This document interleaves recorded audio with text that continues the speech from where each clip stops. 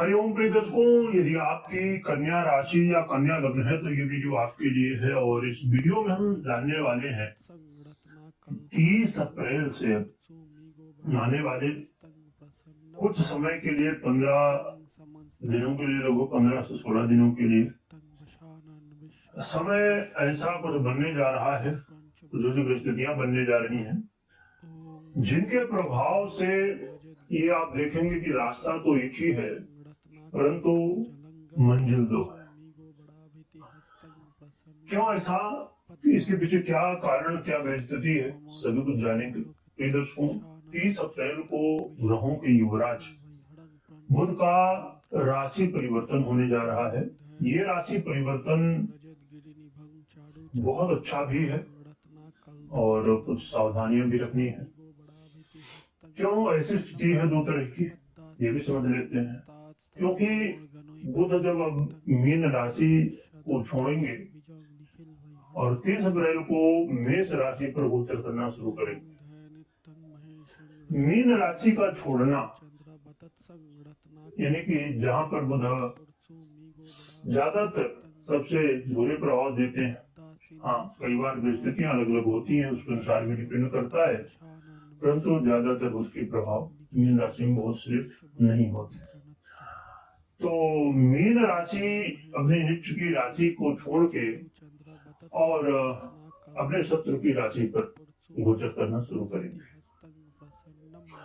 यानी कि ये मंगल की खुद की राशि ही है, मेष राशि। मेष राशि में बुध का गोचर काल आपके लिए क्या प्रभाव देगा, कन्या वालों के लिए, ये समझेंगे। प्रिय दर्शकों, 30 अप्रैल से 15 मई को बुध वृषभ में चले जाएंगे, परंतु ये आपके लिए सबसे इम्पोर्टेंट ग्रह हैं, सबसे महत्वपूर्ण ग्रह हैं। क्या प्रभाव देंगे, क्योंकि इनका जो आधिपत्य है बड़े बड़े महत्वपूर्ण भावों पर भी देखा जाता है। ये समय होगा जिस समय आप यदि रिसर्च वर्क करते हैं तो आपको सफलताएं प्राप्त हो सकती हैं। ये समय होगा जिस समय आप यदि गुप्त धन या अचानक धन प्राप्त करना चाहते हैं तो इसके रास्ते मिल सकते हैं।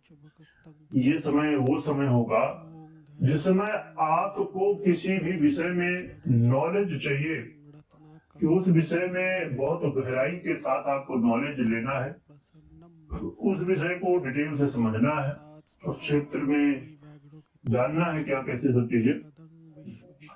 तो यदि आप बारीकी के साथ और बहुत ही ज्यादा किसी भी विषय में चाहते हैं नॉलेज लेना, अनुभव करना, ये समय वही समय है जिसमें ये सब चीजें प्राप्त होंगी। इस समय आपके जीवन में ये देखने को मिलेगा कि वाणी द्वारा कई बार थोड़ी सी गलतियां हो जा रही हैं। कुछ आप बोल तो रहे हैं बहुत अच्छा, पर कुछ लोग उसका गलत मतलब निकालते हैं और स्वाभाविक रूप से बात वो है कि हमने तो किसी के हित की बात की थी कि किसी का अच्छा हो जाए और सामने वाला बुरा।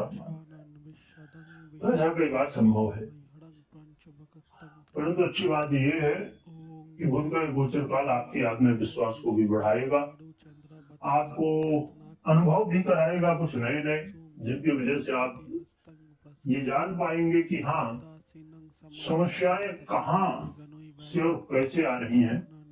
और जब हम कहते हैं ना कि समस्याओं का कारण समझ लें, किसी भी विषय या किसी भी स्थिति का कारण क्या है, तो निवारण भी बहुत शीघ्रता के साथ देखने को मिलता है।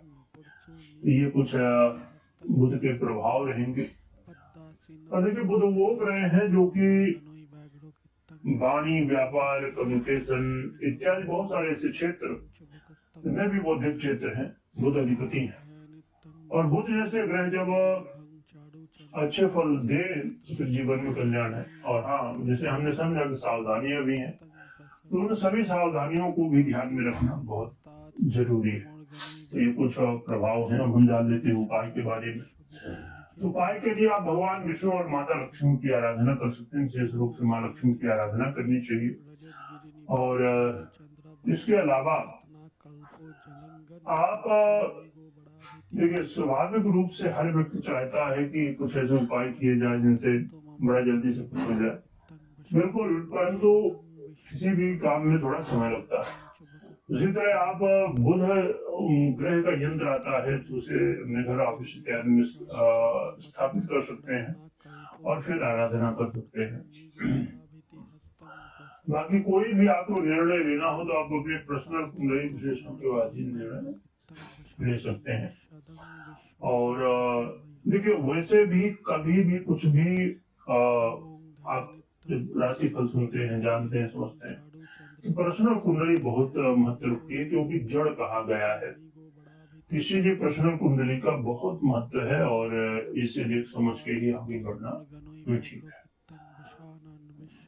वीडियो देखने के लिए बहुत बहुत धन्यवाद।